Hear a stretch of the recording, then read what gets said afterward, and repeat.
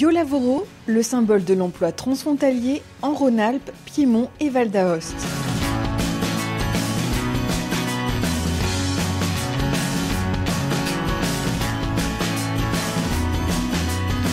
Cette année, 7000 participants se sont rendus au Forum pour l'emploi Io-Lavoro qui s'est déroulé les 8 et 9 octobre au Palais Isozaki de Turin.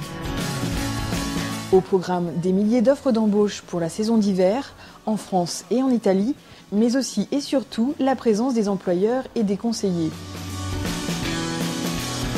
Ça permet d'aller directement en contact, ça évite de prendre des rendez-vous dans la ville directement à Turin, c'est comme à Lyon quoi. C'est sûr que s'il y a un salon, on voit tout le monde, c'est beaucoup plus rapide, c'est du concret et on peut construire autre chose.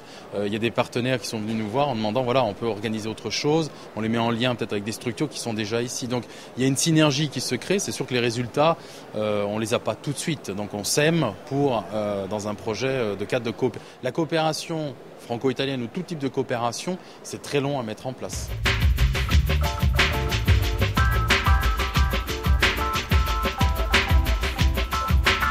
Pour sa 9e édition, la manifestation a encore démontré son efficacité face à la forte demande en matière de recrutement saisonnier.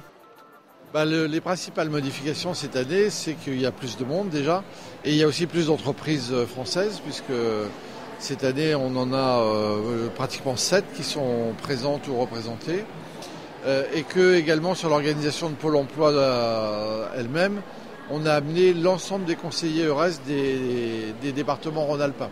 Et donc on a aménagé un stand avec un espace pour chaque département, ce qui permet de traiter les offres plus localement et plus globalement. Et ce qui fait que d'ailleurs on a eu énormément de monde. Dans la dynamique d'amélioration constante du service, Pôle emploi Rhône-Alpes a mobilisé plus de conseillers pour favoriser l'accueil des nombreux demandeurs d'emploi.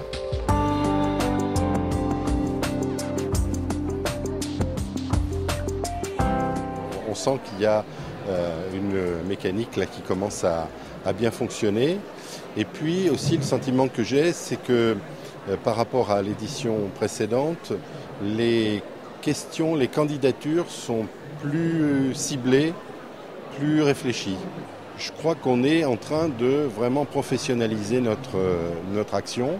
Et puis on a été aussi très bien aidés par nos collègues italiens qui vraiment ont compris ce qu'on voulait faire et qui nous ont installés en fonction de nos souhaits, quoi.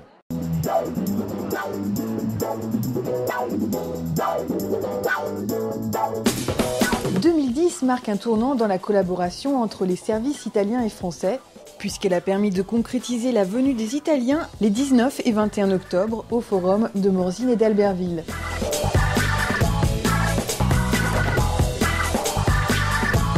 Cette démarche démontre un peu plus la volonté d'associer les régions Rhône-Alpes, Piémont et Val d'Aoste pour aider les candidats à concrétiser leur projet de travailler de part et d'autre de la frontière. La mobilité intracommunautaire est quelque chose qui régulièrement nous est posé par les candidats à l'emploi saisonnier. Alors certes, nous sommes loin des axes de desserte directe entre le Piémont et la vallée de Chamonix, mais c'était une opportunité réelle, sérieuse, dans laquelle, à un moment donné, incorporer à nos manifestations nos alter-ego frontaliers, nos collègues, amis italiens. Une opportunité pour trouver un emploi, mais également obtenir des renseignements pratiques pour s'installer à l'étranger. Sachez que Pôle emploi peut vous accompagner pour faire le point sur votre projet professionnel avant votre départ. Au Forum d'Albertville, en plus des employeurs et des organismes pour l'emploi italiens, Pôle emploi international a proposé 2 ateliers animés par une journaliste et des représentants des différents organismes français et italiens. C'est un des systèmes qu'on peut utiliser, c'est très concret, c'est important parce que les personnes ont la possibilité de trouver de l'autre côté, pas une machine ou un message, mais vraiment la personne qui les aide à travers le service à trouver une opportunité et donc à réaliser un projet de vie. Pour réaliser un projet de vie, les démarches sont simplifiées et facilitent ainsi les échanges dans l'Union européenne.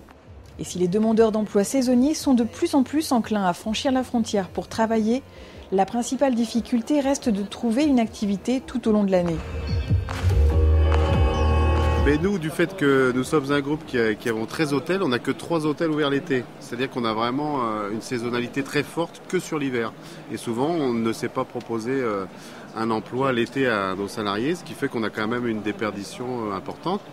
Néanmoins, on a quand même des fidèles qui nous suivent pendant 2, 3, 4 saisons, mais au bout d'un moment, ils préfèrent un contrat à l'année, ils ont d'autres opportunités, ce qui fait qu'on est quand même souvent, nous, en recherche d'emploi tous les ans sur une bonne moitié de nos équipes, quoi.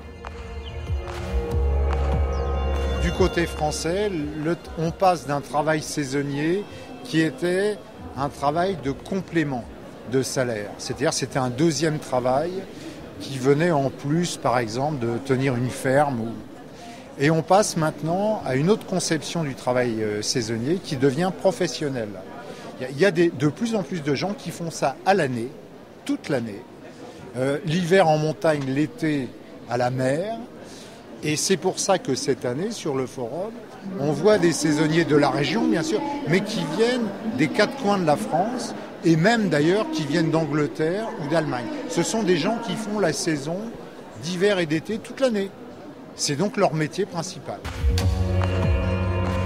Pour aider les saisonniers à maintenir une activité permanente, Pôle emploi développe des formations qualifiantes. Premier objectif, aider les saisonniers dans leur carrière professionnelle. Là, on est effectivement sur une problématique de recrutement, mais il y a à renforcer effectivement les relations entre les branches professionnelles, c'est-à-dire les syndicats italiens et français, donc du bâtiment, de la métallurgie, de l'hôtellerie-restauration, pour qu'ils travaillent plus ensemble, notamment sur cette notion de parcours professionnel, pour permettre à nos jeunes, au fur et à mesure que se déroule leur carrière professionnelle de part et d'autre de la frontière, d'avoir des entretiens, des bilans qui leur permettent éventuellement de changer d'emploi en cours de carrière ou carrément quand ils ont travaillé un certain temps en Italie ou en France, de pouvoir revenir dans leur pays d'origine avec une plus-value par rapport à leur cursus.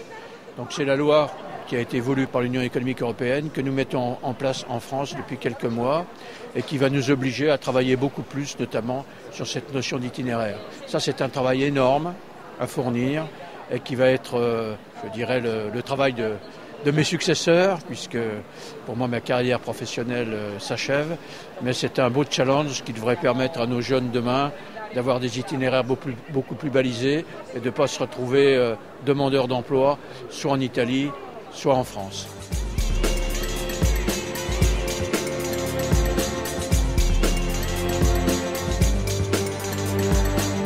Une solution pour maintenir l'emploi, certains établissements essayent de fidéliser leurs salariés en leur proposant une évolution.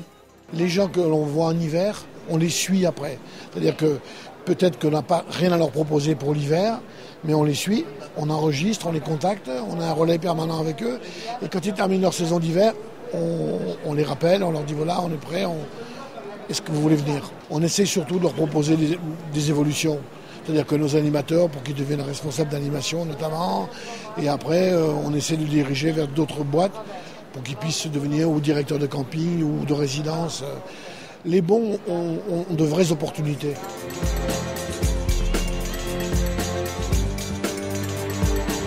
Le marché du travail transfrontalier est en pleine expansion. De plus en plus d'entreprises participent au Forum pour l'emploi en France et en Italie. Les organisateurs souhaitent répondre à la demande et créer de nouvelles opportunités de travail en misant sur de plus grands forums. J'espère de poursuivre la collaboration avec Monsieur Lescure, avec la direction régionale de Pôle emploi Rhône-Alpes pour augmenter les numéros de participants à ces salons-là et de faire pour les prochaines années un grand salon de l'emploi à Lyon pour faire un lien plus grand avec Turin qui est l'équivalent de Lyon. Grâce à la création de la liaison TGV Turin-Lyon, les régions Piémont, Val d'Aoste et Rhône-Alpes peuvent espérer un rapprochement significatif qui leur permettra de développer durablement les échanges et ainsi inscrire les forums pour l'emploi comme des rendez-vous incontournables.